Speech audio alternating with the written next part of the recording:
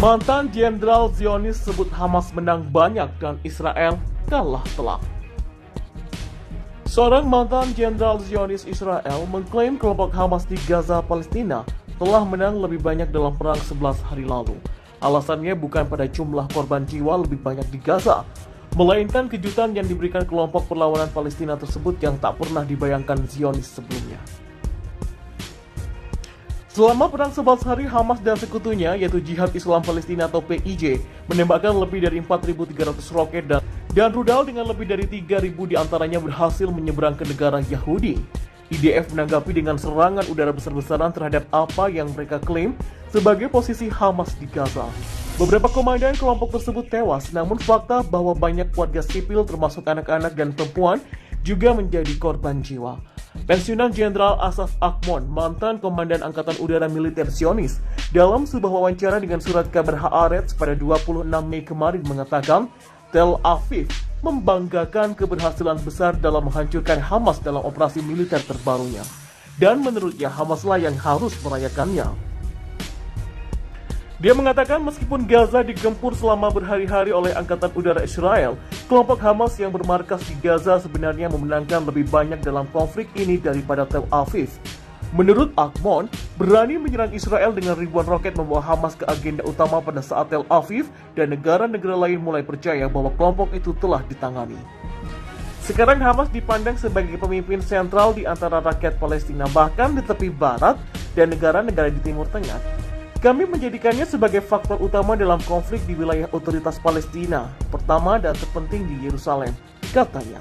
Serangan besar-besaran Hamas terhadap Israel juga terjadi menjelang pemilihan umum di wilayah otoritas Palestina yang diumumkan oleh Mahmud Abbas. Meski tanggal pemilihan umum masih belum jelas, Hamas yang juga terlibat dalam kegiatan politik kemungkinan akan berupaya memperkuat posisinya tidak hanya di Gaza tetapi juga di tepi barat. Akmon menjelaskan kelompok itu mendapatkan kembali keunggulannya.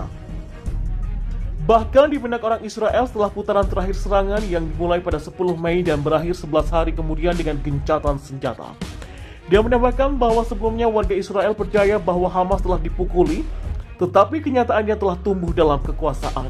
Mantan Brigadir Jenderal percaya bahwa penting bagi Tel Aviv untuk memahami bagaimana penilaiannya sendiri terhadap kelompok itu salah, alih-alih memberikan tepuk tangan meriah yang hanya akan mendorong Israel maju ke jalan yang salah.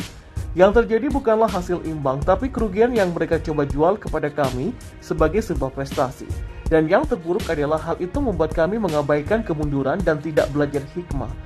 Hal ini membawa kami pada kekalahan telak dalam perang perang medan perang, kata Akmon.